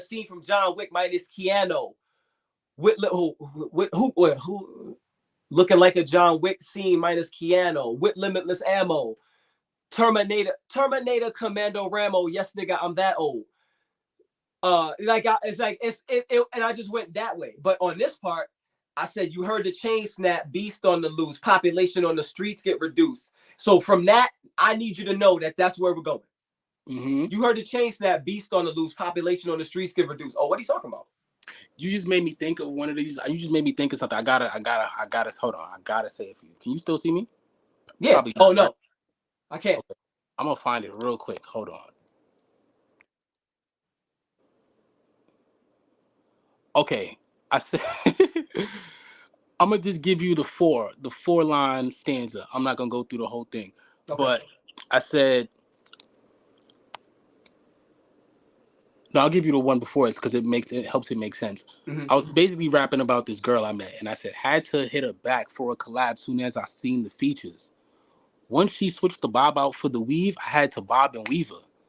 Still waiting to be king of the jungle. Word to Jason Weaver. Tried to tell me that the kid was mine, I had to Billie Jean her. Thought that girl was mine, but now I'm fighting homie from the Beatles. And that is that's one of my favorites. That's one of my favorites. Because it's one of my favorites because I mentioned the girl, and then I mentioned Jason Weaver. Yo. But Jason Weaver famously played Michael Jackson. That's where the rhyme and reference, like, he famously played Michael Jackson. And he was also messing with this chick named Billie Jean. So I'm letting you know that the chick that I was messing with could possibly be Billie Jean or some relation to her. You know what I'm saying? And now, for the rhyme's sake, I thought the girl was mine, but now I'm fighting with the dude from the Beatles. Yeah, no, like, I'm with it. And if you don't know the girl is mine, if you don't know about that situation with bro and them, like, and Michael Jackson. I feel like those are the type of complex bars I like to do, because it's just like, all right, this bar is for the '90s kid who remembers The Lion King, the one who saw the Jackson 5 movie and knows that he's Michael Jackson, and the one who's the Michael Jackson fan who knows The Girl Is Mine, Billie Jean, and The Kid Ain't My Son, and all of that flash, and everything that happened with him and what's his name? Paul McCartney. You know what I'm saying? So Michael Jackson one of my favorites. dirty, but I don't even want to. I mean, did he though? Do I care enough about Paul McCartney to care that Michael Jackson? No, I don't. So, quick question before we wrap this up, and I'm gonna leave it completely to you. I have my own reservations about what's just occurred cinematically with this Deadpool and Wolverine. I haven't seen it yet. I know. I haven't seen it yet. I know, because I haven't seen you talk about it. So I'm gonna. Yeah, I haven't seen it yet. Me neither. But I don't even need you to have seen it to ask you this question, because you're a critical enough thinker for this. What do you think this movie is going to do? No, I'm going to ask you this after I say this. Do you understand the fact that more money is made from the casual fan than from guys like you and I who live for post-credit scenes? Yeah. Okay. Absolutely, yeah. Now I can ask you this question. What do you feel this movie is going to do, positively or negatively? You could give me both, for the future of the Marvel Cinematic Universe. Totally. Just this movie.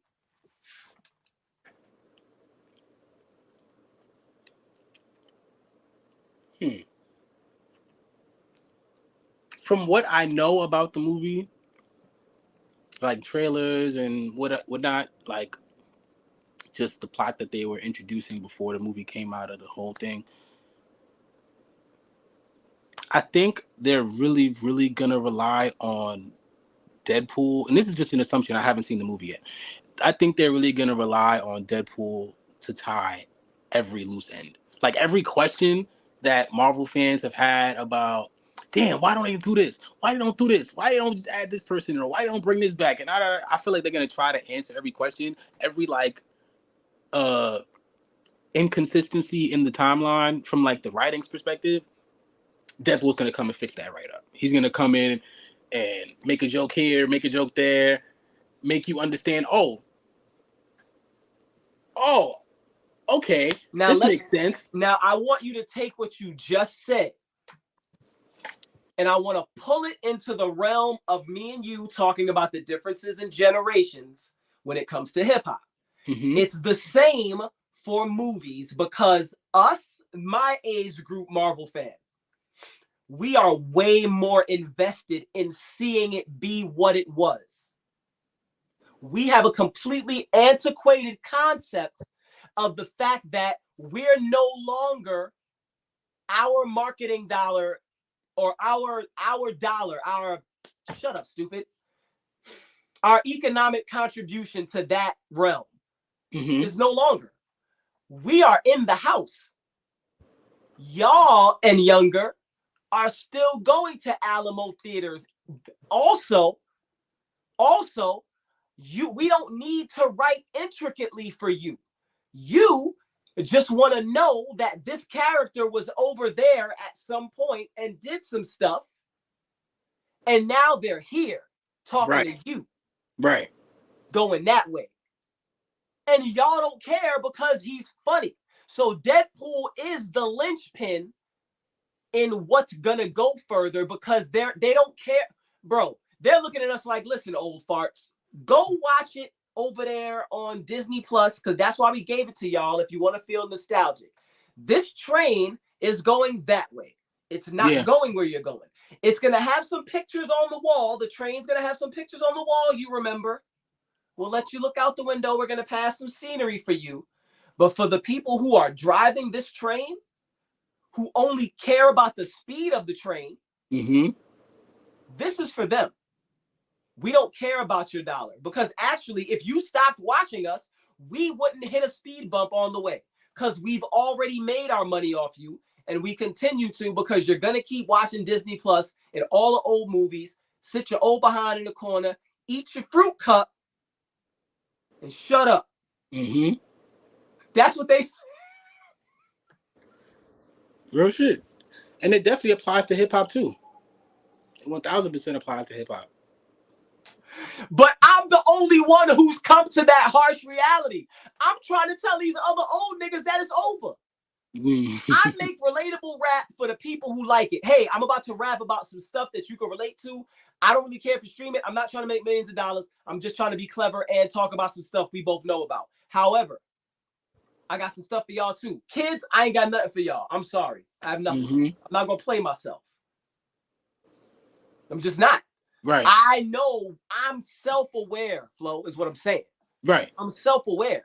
I wish other hip-hop and movie fans in my age group were, because that would make the conversations betwixt us way more easy. Way more easy, bro.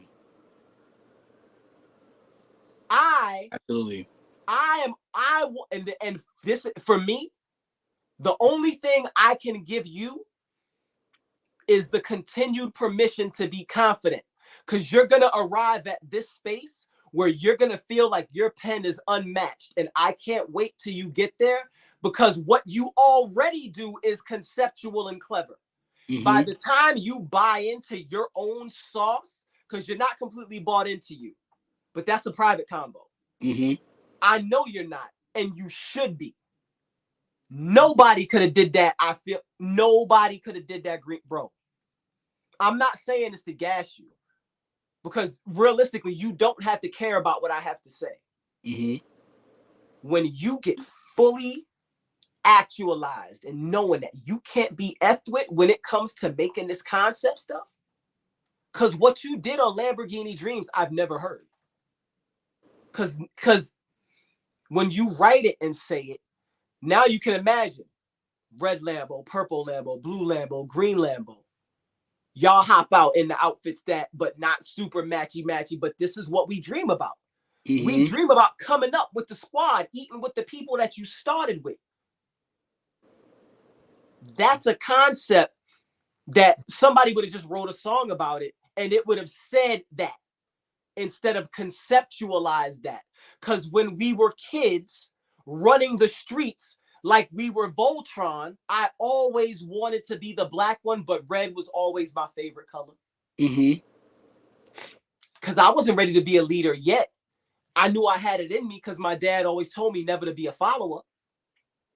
But I never truly understood how lonely that life gets when you look for other people who are willing to go first. And those people are in short demand. That right there, what you just said, is kind of the deeper meaning of the title of the project. Because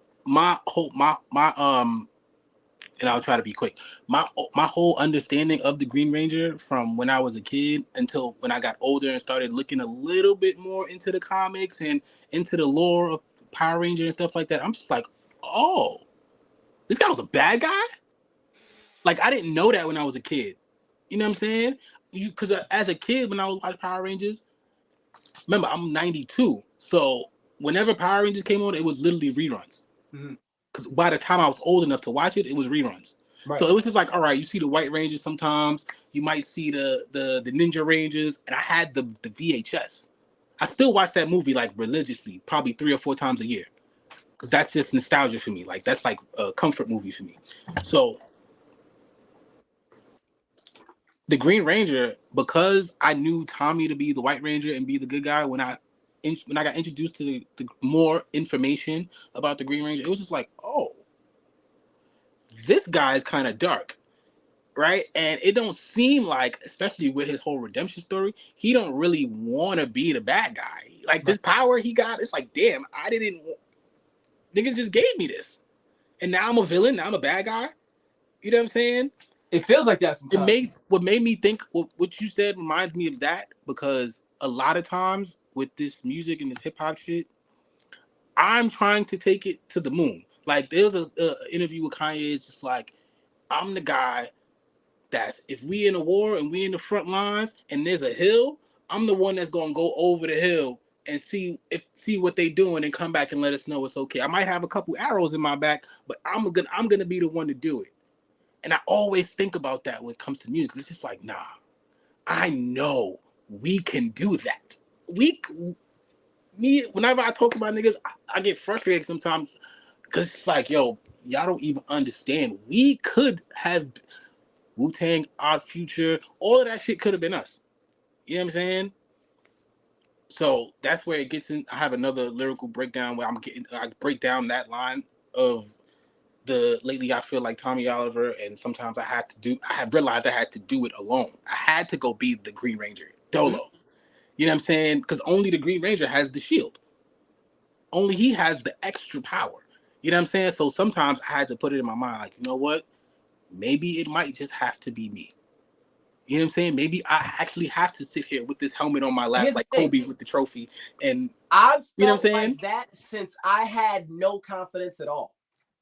When I was getting bullied in middle school and chased home 3-4 days a week, and I didn't really understand why I was this target. And then I took a step back and realized it's because, Wayne, everything you do, you always go first. You always have to answer first in class. Whenever there's, in gym, you always want to be picked first. Even though you're not, you just want to be first. You always have to prove yourself. And then once I got to the point where I want to go first, because if I let somebody else go first, they're going to mess the landscape up. That's my reason to go first now. If I don't say first or do first, somebody else is going to say something that's going to mess up everybody else speaking after this. I have to go first. I have to open the gate up. I have to start the conversation. I can't let you handle this conversation. I have to talk about this. Like, that's literally how I feel every time I make content. I'm not going to leave it up to the talking heads to talk about this. They don't love it like we love it. They don't know it like we know it. They have to read notes, my nigga. We live the notes they reading. I live the notes most of these niggas reading about the stuff they trying to talk about. Mm-hmm. I'm in that. A lot of times I'll sit there after I post a video or I'll make a tweet or something, and it's just like, after doing it, I always think about it, because I don't want to say always, but over years I've kind of indoctrinated myself to what I know is cool. Like, I know, and what I know and live and do, if I didn't bump into anyone or anyone else's influences, this is what I know is cool. Word. And I also have an understanding of everything outside of that. You know what I'm saying? Like, I understand what other people see as cool too. So when I do something and I completely throw all the cool shit out the window, I feel free. But then after it's done, after I send the tweet, after I make the post, I'm sitting there thinking, I'm just like, how cool do I look right now? Do I look uncool? Like, a lot of times, it doesn't happen a lot anymore, because nowadays I just stand on it and I'll make sure I'll triple check what I'm about to say before I post it. But sometimes I used to just post stuff, and after I posted it, I'm just like, don't nobody want to hear that shit, bro. And I'll just delete it. You know what I'm saying? Videos, tweets, pictures, songs. And it's just like, yeah, ain't nobody paying attention to that shit. And I have to stop doing that, because the more I realize I'm not, like, I can't, and to try to wrap it all up, I can't try to follow anyone else's path or try to be anyone else and shit like that. So when it comes to that and my involvement with music and just my passion for it, I'd be like, you know what? Maybe I have to be the one who looks crazy on the internet for the next 2 or 3 years, screaming at his phone about hip hop and and posting comic book related music until someone discovers it. And it's like, hey, that nigga is hip hop. Right. Like, the way I look at myself, if no one gets it, before I decide to put the mic down or before I check out of life permanently. Mm-hmm. You know what I'm saying? If no one knows it before then, after death, I will be remembered like MF Doom. I always think about it like that. From the moment I first heard MF Doom and started paying attention to him and seeing how he moves with the character and the mask and shit, I'm just like, this is what I'm trying to do. Lord Quaz, Quasimodo, Madlib, like the whole voice flip thing and all that with the character. And I love that shit, bro. Like, I absolutely love. If I, in a perfect world, I would bring hip hop back to that. In a perfect world, I would bring it back to where we could get niggas like Lord Quaz on the radio going platinum with the likes of people like Drake and Jay-Z and the Dojas and all of the different variations. I want all hip hop to thrive. That's my hip hop utopia. Do you okay, I'm gonna tell you why that utopia does not and cannot and will not exist, and I will absolutely close. I'm aware, of course. But I'm gonna tell you why it can't. Because we don't control it. If we did, hip hop would look like it did from 1998 to 2004. After 50 Cent, hip hop was now one person dominated for a period. And then after that, it stayed that way. And it won't change because it's what's allowed the other people who control it to make the most money. We make the most money when we divide hip hop in half. In 1998, from 1998 to 2004, DMX, Jay-Z, Ludacris, Nelly, Eminem, Kanye, Little Kim, Lil Wayne, Cash Money Records, all the names I'm naming, all of them sold millions of records. All of them. Method Man, Red Man, all the mans, Beanie Man, actually for real, Big Elephant Man. So all the mans, demand them, was selling mad records. Once the 360-degree deal propagated by one Leor Cohen began to become the industry standard, it now became only 1 to 3 people can eat at a time and only one woman can be dominant. And while that happens, we gotta clip this. You have to. Wait, I'm going to. And while that happens, the natural selection squabble between people of color will begin because we've already trained them to be that way because of the book that Willie Lynch wrote way back then. And now we're just going to use it to continue to manipulate Negroes and Spics to do what we know they do best and argue amongst themselves about who's the best among them when we're really the puppet master of it all. Now, what we will do is we'll present to you the best of the best who came from the nowheres. And then you say to yourself, I can be that, or at least I can try. And while I try, I can tear down everyone else around me. I'm not down to do that. That's not hip hop. We don't care. We'll find somebody who does. Hey, we're going to get you shot 9 times, put you over here, tell your story. Now you can be the person that survived near death who can become this.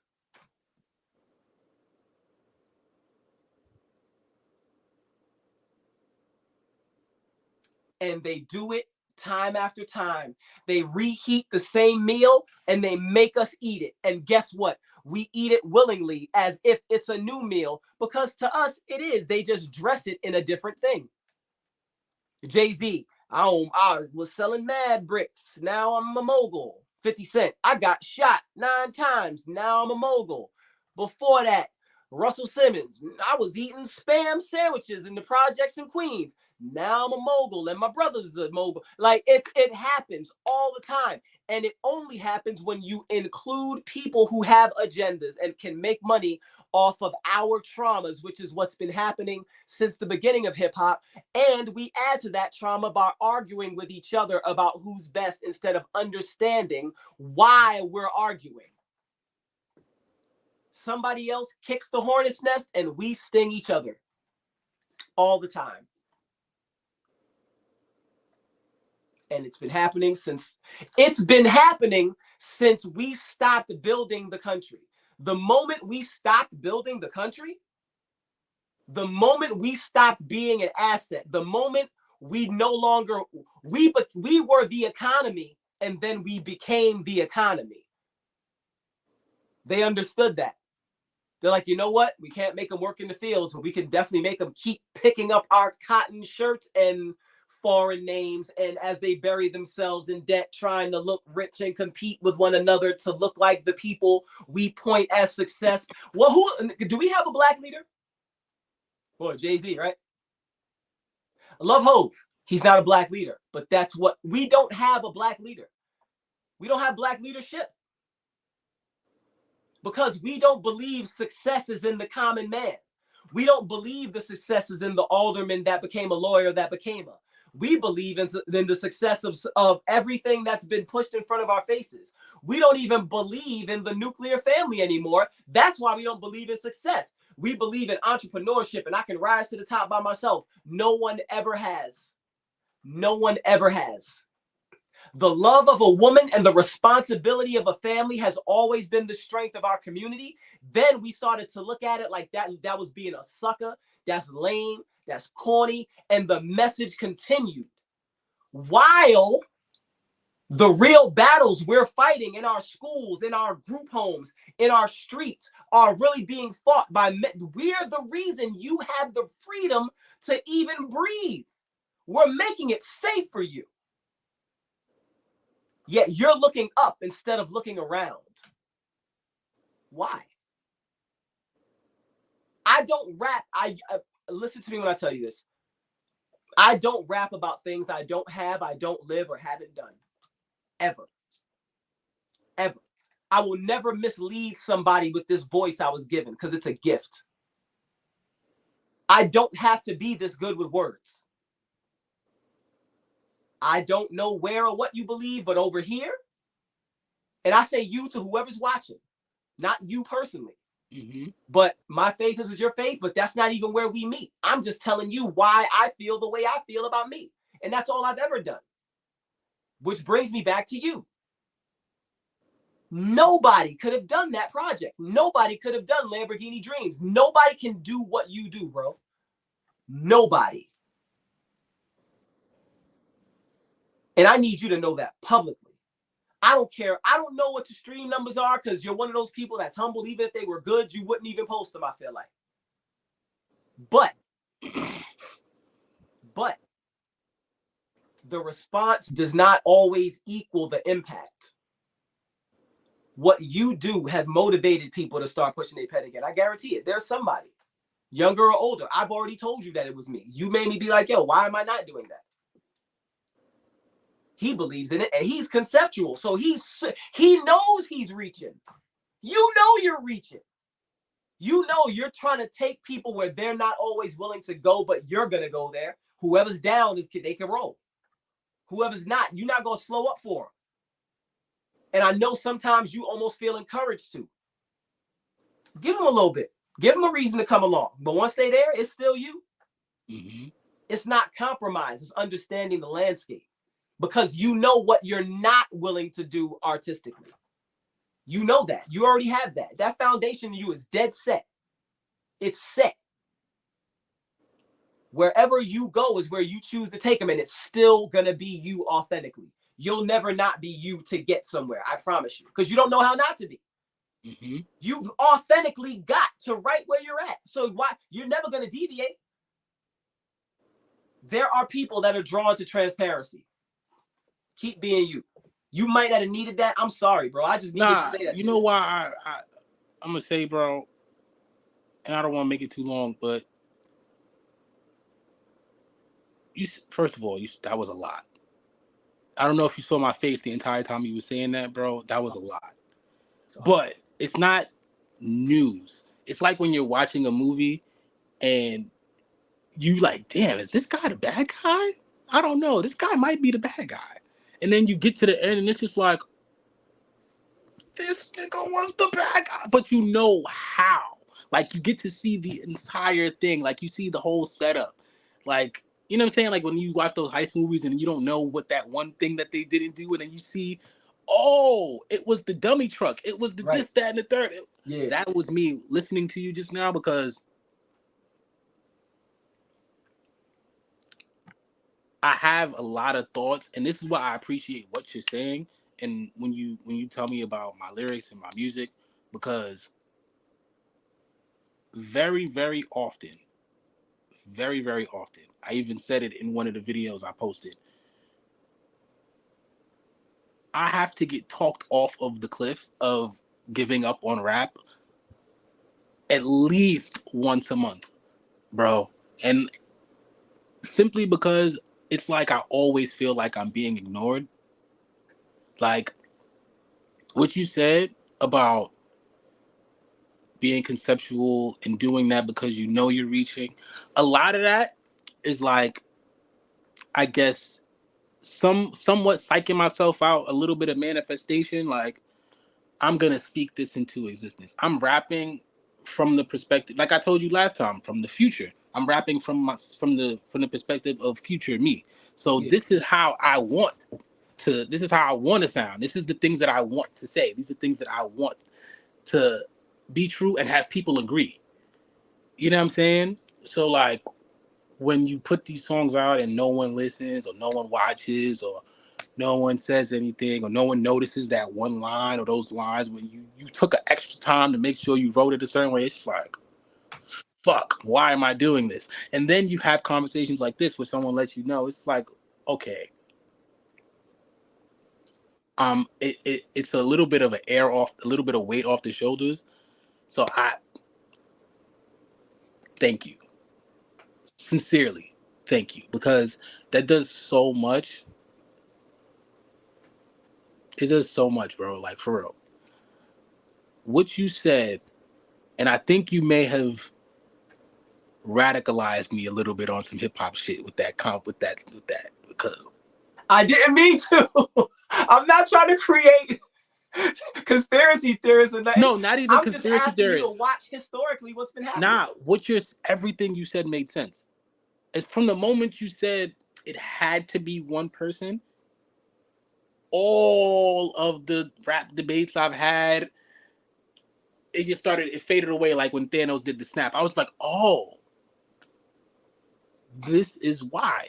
And this is kind of the thing I keep hitting at in a lot of my videos recently, but I don't want to post it because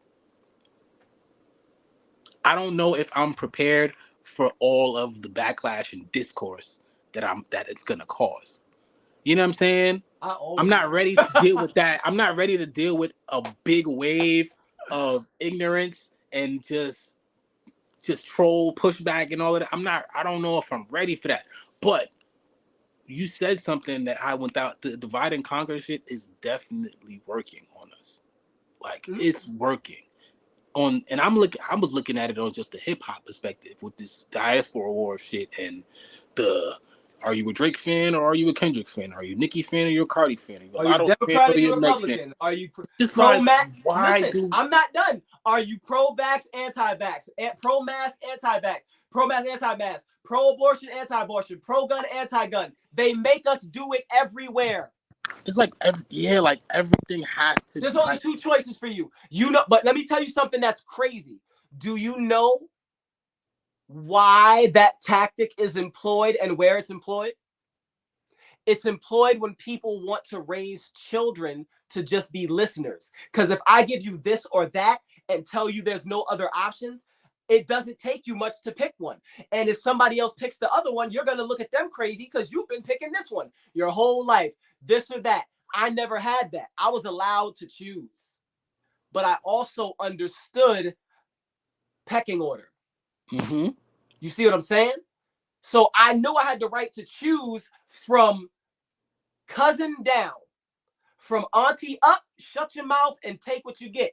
From auntie down, you could debate a little bit. These new kids, still this or that, but their whole life has been this or that. Nickelodeon or Disney Channel. Right? Mm-hmm. Mike or LeBron. Right? Tom Brady or Peyton Manning. If you try to bring anybody else in there, people get mad. It's always been present. This or that. That's how you train children, to be listeners and rule followers. I only gave you 2 options. Pick one. There's nothing else. Even when you hear people say like, pick a side or don't be on the fence or blah blah blah blah blah. Right. It's just like, why not? You know what's at the top of the fence? Perspective. People don't want you to have. You literally took the words, bro, because that's exactly what I was gonna say. It's just like, why are we so hell bent on having just one way of looking at things, or just one way of doing things, or just, you know what I'm saying? Like, why? Because there's currency in combat. Why, like, and I'm putting all of the legal salacious shit aside. Why can't J. Cole, Kendrick Lamar, Drake all exist at the top? Because there's currency in combat. When there's combat, that means you're gonna have to support one person or the other. Where there's support dollars. Support streams. And I don't like that. I really, really don't like that's the corporation side of rap. Yeah, I don't, and that's the one thing I don't like about I'm trying to find the right way to say it, because it's not even like I'm offending, but I want to make sure my thought is coming out correctly. I don't like that.